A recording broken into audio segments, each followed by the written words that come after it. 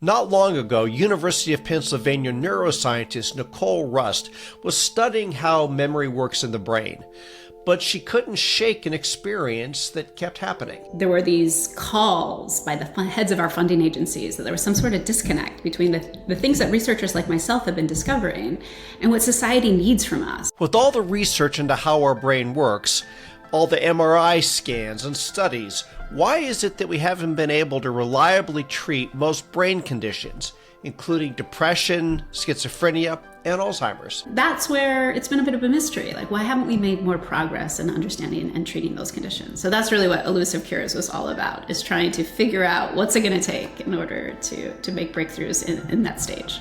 Elusive Cures, her new book, is the culmination of Rust's research into this challenge, and finding answers hasn't been that easy. This book for me was really a process of discovery, trying to tease apart from a very high level and think through this vast literature. And I wrote the book, and I ripped it up a couple times because I wasn't satisfied with the answers that I formulated, but I finally got there. The conclusion that she came to is that for decades, really, researchers and scientists have been thinking about the brain all wrong. They pictured brain conditions almost like a domino chain.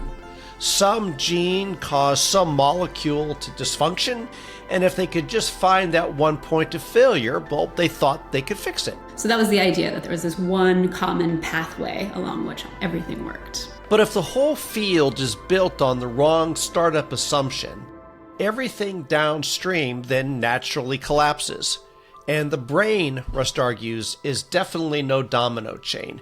It's more like the weather, a complex system of swirling interactions in which a single shift can ripple unpredictably. Not just what's happening at the level of molecules and cell death, but we're trying to think about big human brain circuits, right? And what's happening, for example, in the mood network in our brains in order to transform experiences into moods, and how we are interacting with our environments to shape, what's happening. But Rust does see things changing.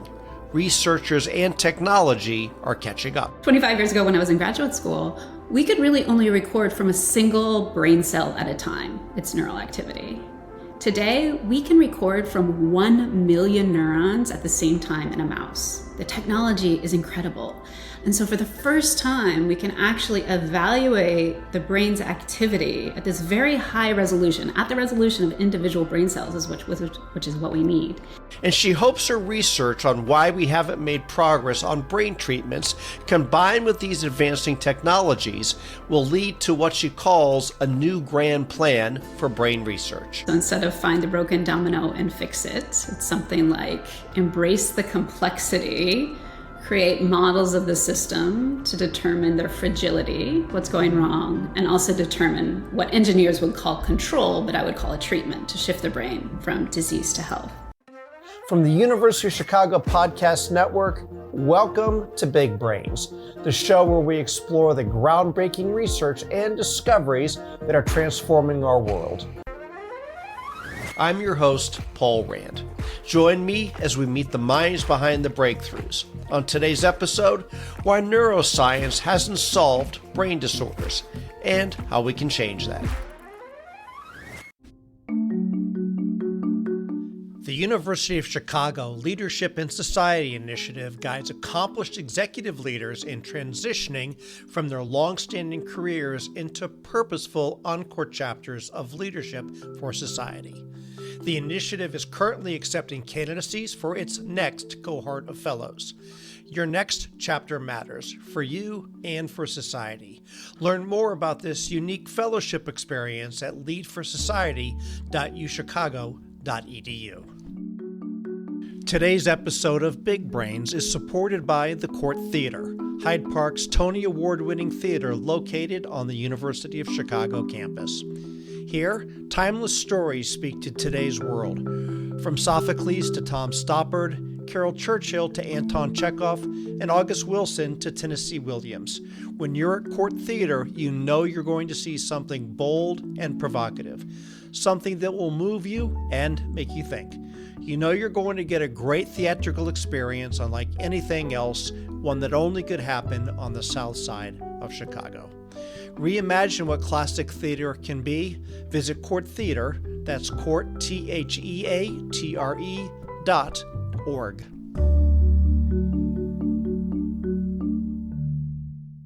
Nicole, I wonder if we can talk a little bit, and the overall premise of your work is that we really haven't made serious progress in treatment for diseases of the brain. And I wonder if you can just kind of set the stage for us about what you mean by that and why it's of concern. First, I think we have to be a little bit thoughtful when we use that term disease, because not all of the conditions we'll be talking about today are diseases, and some of them we might even not want to call them disorders. So there are legitimate concerns that there are certain classes. We'll dig into that as well. That's great. That are really, forms of neurodiversity that society maybe has wrongly become intolerant to. So examples of that might be attention deficit hyperactivity disorder, depression, autism spectrum disorder.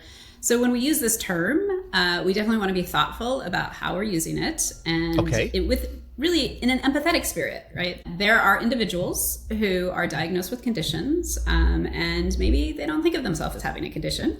And then there are other individuals who want and need treatment. And it's really those individuals that we're talking about today, the ones that want and need treatment, and our treatments are falling short of anything that we have to offer them. So it's not that we haven't made progress in anything, right? So there have been these game-changing drugs, these breakthroughs where big discoveries about the brain lead to a new therapy. And cases of that are things like the new sleep drugs and new drugs for migraine.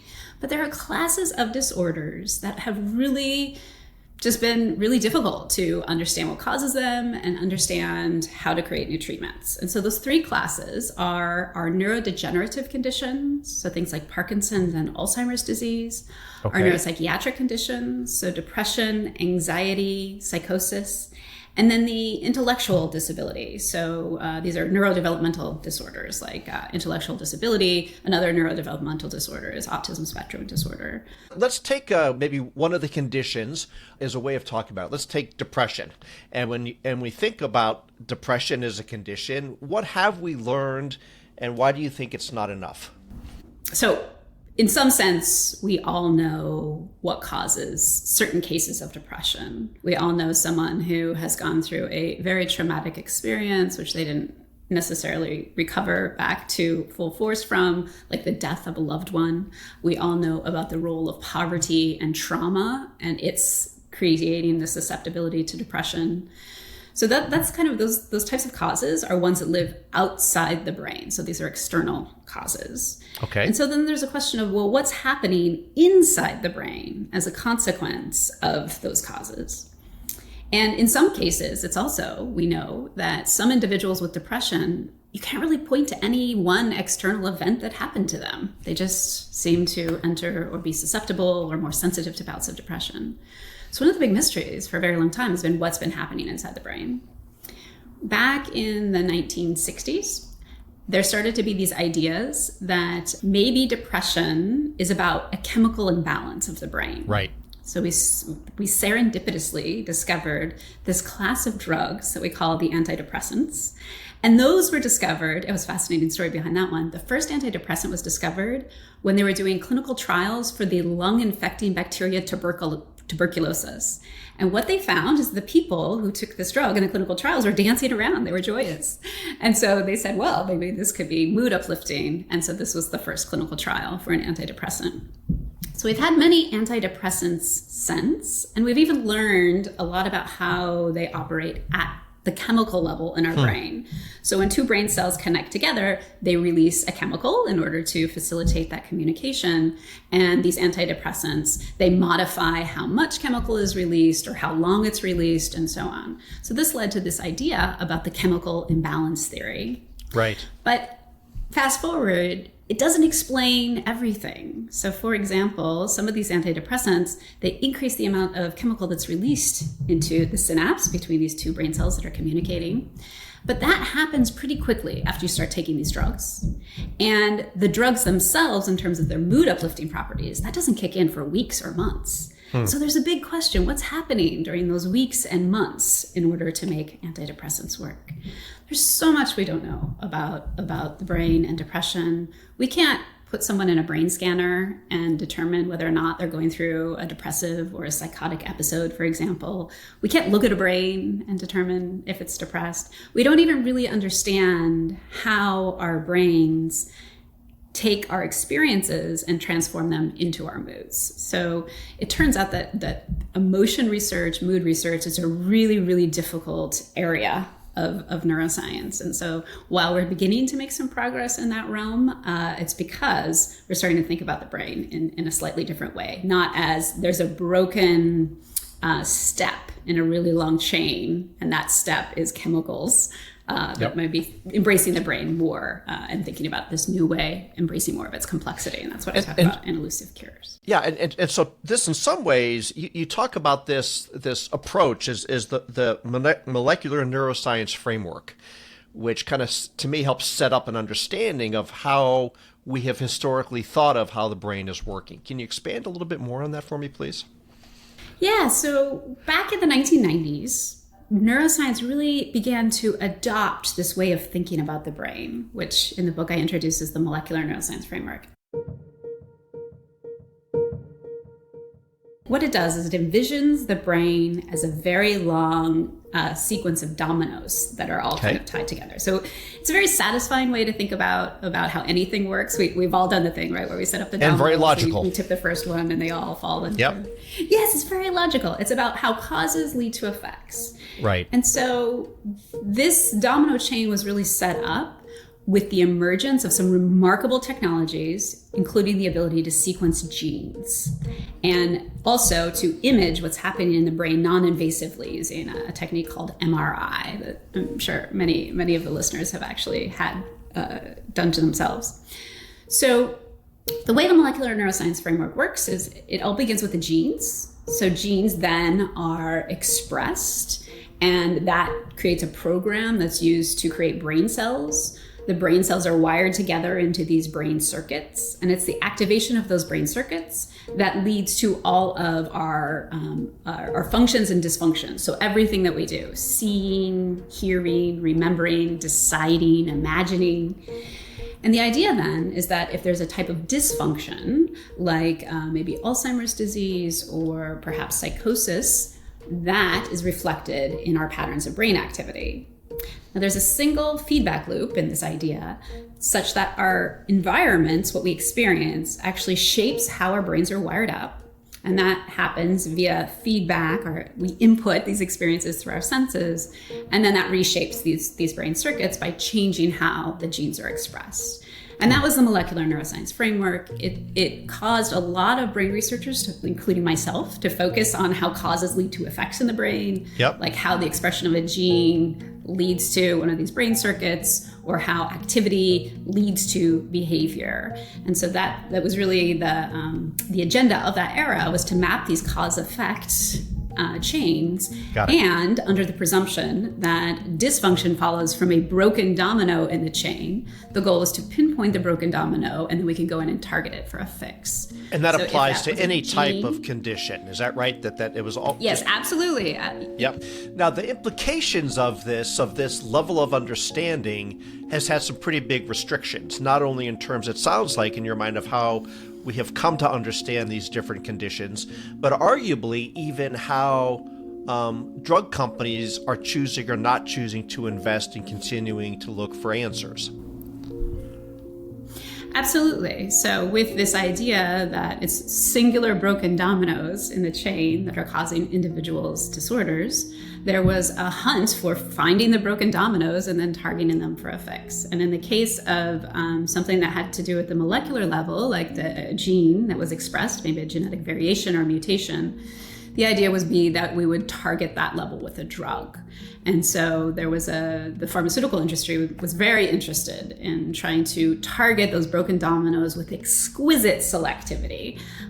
There were lots of mottos of that era.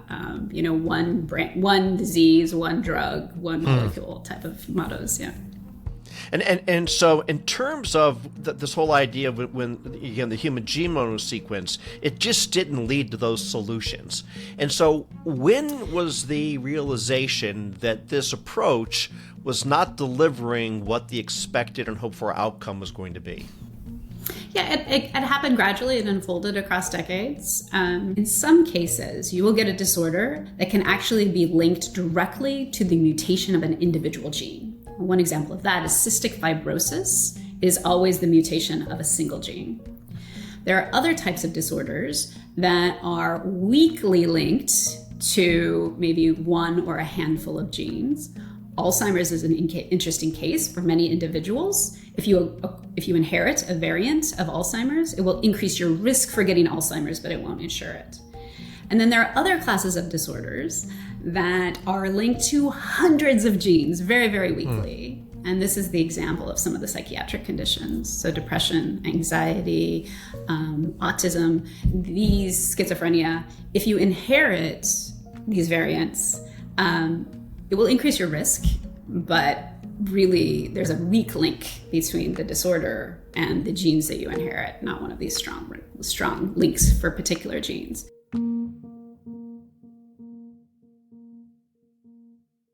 Which leads us to this idea, as you're promoting in your book, about it's time, for lack of a better word, of a new grand plan. And I wonder what you mean by that, and how is that message beginning to be received? The way that researchers have been approaching the brain, while it was technology limited, and it was in fact useful, it set a foundation for what we need to know, but it isn't sufficient.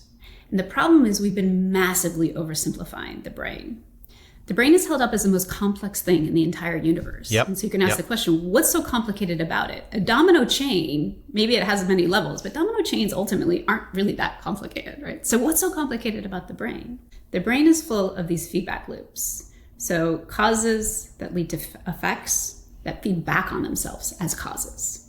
And we know a lot about systems like linear. these. They're called complex dynamical systems. It's not linear. It's a highly nonlinear system. It's much more like the weather, ecosystems, nuclear reactors. We know that these types of systems have special properties. Okay. And it's because their parts interact in interesting ways. They're often called emergent properties because they're so surprising when they happen. And we also know that in these types of systems, when you try to intervene or work with them, you can have these small changes that you introduce can have big, unpredictable effects. And the weather is a great example of that. As we all know, we cannot control the weather. And it's not because we haven't tried. It's not because we're energy limited. It's because of what's called the butterfly effect. So a small perturbation to the weather can lead to a big, unpredictable effect later on. Right. And so that's what I realized when writing this book. The big formidable challenge that we're up against in our quest to create treatments for these conditions is that small perturbations into the brain can also have big, unpredictable effects. That's the side effects of all our drugs, for example. And it's because the brain is one of these complex systems with so many parts that are interacting. Now, I have a lot of hope that we'll be able to create treatments to shift the brain from unhealthy to healthy states, but it's not going to be as simple as targeting a broken domino for a fix. It's going to be something much more complicated than that. And that's the formidable challenge that we're up against. Yeah, as I hear you talk about this, we're still very much, of course, talking about the physicality of the brain. And there's a whole nother level that I'm not sure what a comparative would be, but that's where the mind fits into this. How do you think about, and maybe there's a better word than physicality of the brain, but how do you think about that and where the mind, whatever that is, fits into this equation as we're looking to solve some of these conditions? This is one that I'm deeply and profoundly interested in. And it is a very, very tricky question at many levels.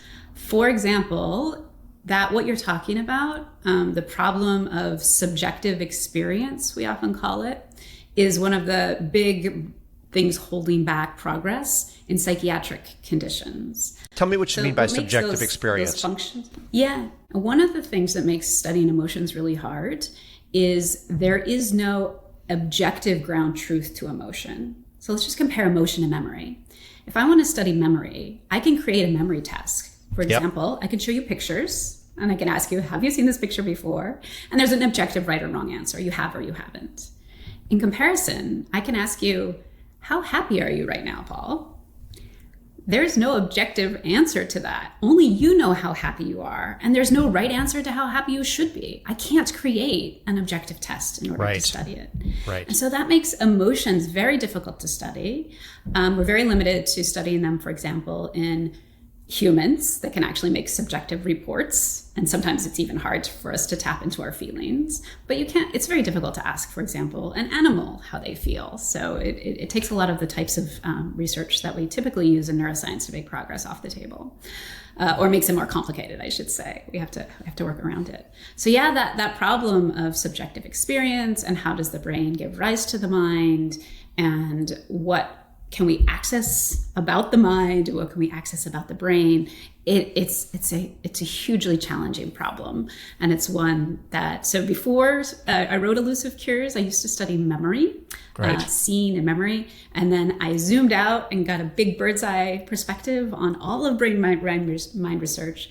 And then when I asked myself, where do I want to dive back in as a researcher to make progress? Like, where do we need to make progress? I decided to dive back in with mood. So that's my new line of research. I study mood now, taking on directly this problem of subjective experience. So we have to get through the bottleneck that's holding back our understanding of emotions and moods in comparison to these other brain functions. So do I need to understand the mind at some foundational level in order to be able to understand how mood is part of that? Or are they understood together? Or do you think of them together? Typically, when I think about the mind, I think about, the psychological level. So there's the brain level. So that's questions about what's happening in the brain. And that can happen at the level of molecules or at the level of brain activity. And then, there's the mind. One example of the difference and why I think it's sometimes easy to think about the level of the mind is when I use an Elusive Cures, the phrase insomnia causes fatigue. Now, if you think about who's causing who, there's not, insomnia and fatigue are phenomena at the level of the mind. They're not things that we're not pointing to brain networks in the brain. What's really happening is the absence of sleep is causing certain things to happen in the brain, which then manifest with certain symptoms that we cause fatigue. So that's what's actually happening. Who's causing who? There's these brain states, right, that are causing other brain states. There's nothing really physically in the world called insomnia that causes something called fatigue outside of what's happening in the brain. That said, it makes a lot of sense to use that phrase, insomnia causes fatigue. We want to talk about the mind at that causal level. If you're having insomnia, right? Say it differently. If you're having fatigue, you might wonder, well, what's causing it? Well, it's caused by insomnia. And then in turn, it's like, well, how am I going to get more sleep, right? So we don't need to have to understand a lot of neuroscience in order to know we need to get more sleep. It's a way to very pragmatically and effectively think through the problem. Okay. So that's, I think, the difference, one example of a difference between thinking through the mind versus thinking through the brain and thinking through causality. But I hope this example also highlights how one can easily get confused by taking for granted that word cause, right? Because things in the mind aren't actually causing other things in the mind in that simple way. How can we improve communications at work? Why did McKinsey's former CEO go to prison? How irrational are we really, according to Chicago Booth's Richard Thaler and Harvard's Steven Pinker? And are stock markets actually efficient? The Chicago Booth Review podcast addresses the big questions in business, policy, and markets with insights from the world's leading academic researchers. We bring you groundbreaking research in a clear and straightforward way. Find the Chicago Booth Review podcast wherever you get your podcasts.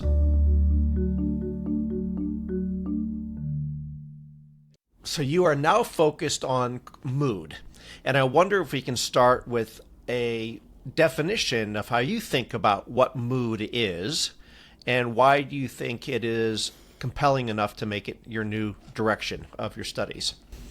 So mood is often differentiated from emotion, and I think it's an important difference. So our emotions are typically thought of as being triggered by something.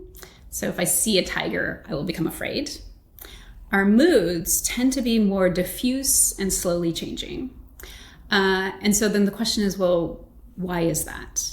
One of the things that we know about moods is that they are an integration over many experiences. They're not just triggered by one. Okay. So a lot of our behavioral research suggests that there's something like a running average of the goodness and badness of things that have happened to you lately. So big questions in mood research are things like, well, how is the brain doing that averaging over recent events? Another big question in mood is it's the ultimate kind of loopy system in terms of these feedback loops that I've been talking about. And that's one of the reasons I selected it to study it. So we know that our moods are this average of the things that have happened to us. But we also know that our percepts of how good and bad things are depends on our moods. So if something happens to you and you're in a good mood, you will perceive it as better than it actually is. And if you're in a bad mood, you'll perceive it as worse. Okay. So now we have this big loopy system where our moods are the average of our percepts of how good things are that have happened to us, but our percepts in turn impact our moods. So there are big questions about how is it that we don't just have 5 bad things in a row happen to us and we spiral down into a depression? Or how is it that 5 good things happen to us and we don't spiral up into mania?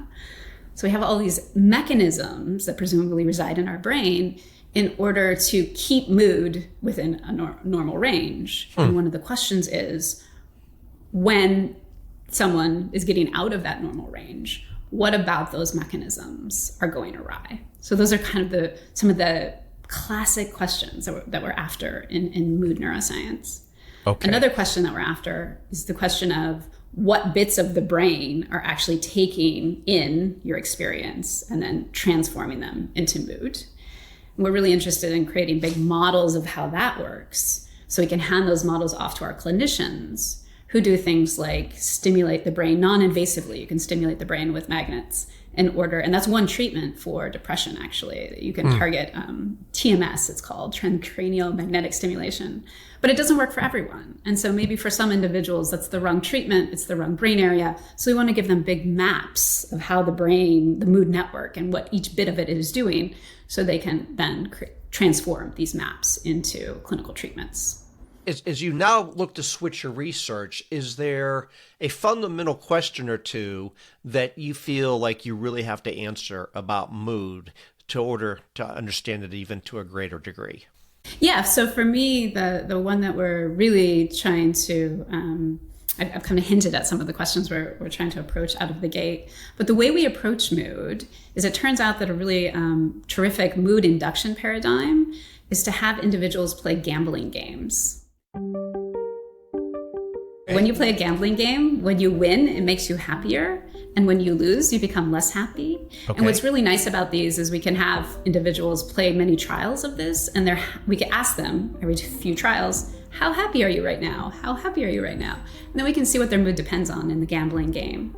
And so the sorts of things that we learn are individuals, their happiness doesn't just depend on what happened on the last trial. They are, in fact, their happiness depends on many trials and kind of this running average I was talking about. And there are some more subtle things that we can extract as principles. For example, if you get to choose in these gambling games where you want to win some money for certain, or you want to take a gamble. And if you win because you took a gamble, it makes you happier than if you win if you took the money for certain. So we really like surprising things. Yep. Like winning makes us happy, but surprising winning makes us even happier. And then once we have these, they're actually models that we can use to predict how anyone's happiness will fluctuate as they play these games, we can then go into the brain and we can ask, where in the brain is processing the events you won or lost? And where in the brain is converting that experience of winning and losing into this running average called mood?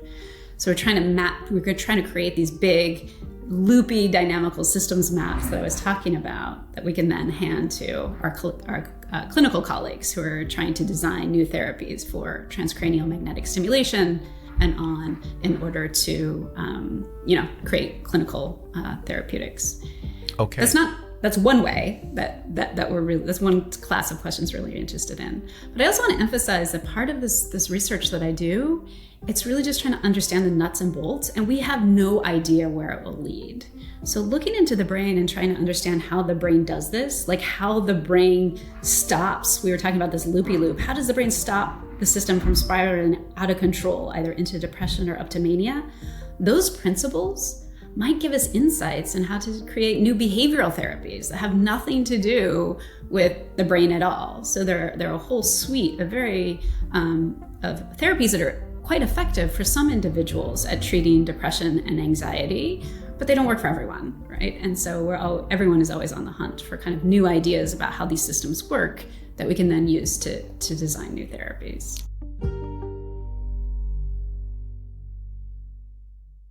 Help me understand where if you are optimistic about how advancing technologies and this understanding of the broken link or a domino not working as it should is a good one, because the explanation is it's an entire processes. You can't just go in and replace the broken fuse.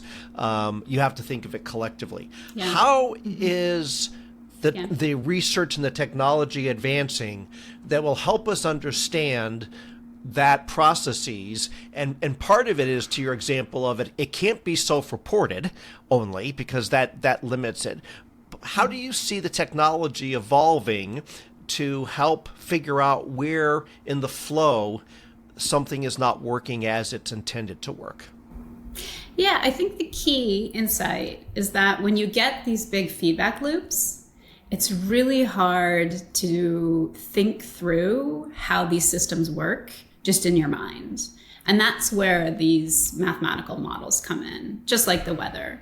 It would be very hard for someone to, look at the weather data and then predict what the weather is going to be 5 days from now. It's just, the system is just too complicated. Right. And likewise for the brain, we can build these models that tell us how the system works. We can then incorporate what our observations about what's going awry. And even more, we can use these models in order to figure out how to shift the system from disease to health. There's a new example of a Parkinson's drug, which is great. It's in clinical trials, so we don't know yet if it will work. So Parkinson's is one of these disorders that is weakly tied to genes. And certain individuals, it's tied to a gene called GBA1, which codes for an enzyme that does some cleaning up in our cells to get rid of the gunk. Okay. So upon discovering that, a pharmaceutical company designed a drug that would target this system with some pretty simple ideas about how this enzyme works. So it's two fatty molecules, one enzyme transforms A to B, the other transforms B to A back again. And so they were thinking about this in a very domino chainy type way. The clinical trials failed. In fact, the drug actually made individuals worse. So that was a failure. Oh, gosh. So then a second generation of researchers goes in and says, no, we have to model this entire system as one thing goes to another, and there's this big feedback loop as a complex dynamical system, a bit like you would model the weather. And they realized, one, why that first drug didn't work. And they realized exactly what they should do to make it right. And based on those models, which are very hard to think through if you're just thinking through things simply, they were able to develop this new drug, which is in its second phase of clinical trials. So all fingers are crossed. Wow, okay. But this is the new generation of how drugs will be developed. It's by modeling the system and figuring out from those models how to shift the system to health. Awesome. And if we were to come back to the beginning part of the physicality of what we're doing, tell me if we come back in 5 years, and is the world embracing your observation or your insight here and recognizing, it sounds like it is, like, for example, in your Parkinson's example, that the world is catching up and you've done a great job conceptualizing this and putting some words to it. Is research caught up to you in that level of thinking at this point, kind of across the board?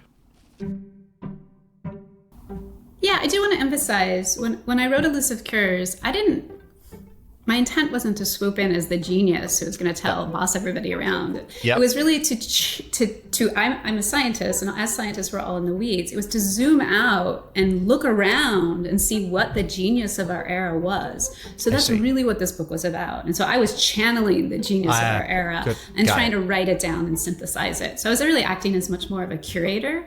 So yes, the book is channeling the ethos of a community who is very eager and embracing these ideas. I'll also say that there are some who, are a little bit more skeptical. They do wonder if this is the path forward. They worry about things like we cannot control the weather. Therefore, maybe taking on all of this complexity is just too complicated of an approach. Maybe that's not the most efficient way to go about things. And I also highlight that there are many paths to the end goal of what society really needs for us. And some of those will be embrace all of the complexity, model the system at all its detail, throw a bunch of AI at it, figure it out. And then there are others will be build up an intuition, a suspicion for how the system might work, and then try it out. Individuals are suffering. We can't wait till we understand everything until we try to create new treatments. And the history of therapeutic interventions has a long history of success with let's just try, we have some intuition, let's try, take safe, conservative steps, but let's try to create a therapy around this and see if it works. And so I think there are these two paths kind of to the end goal. And it's really all hands on deck.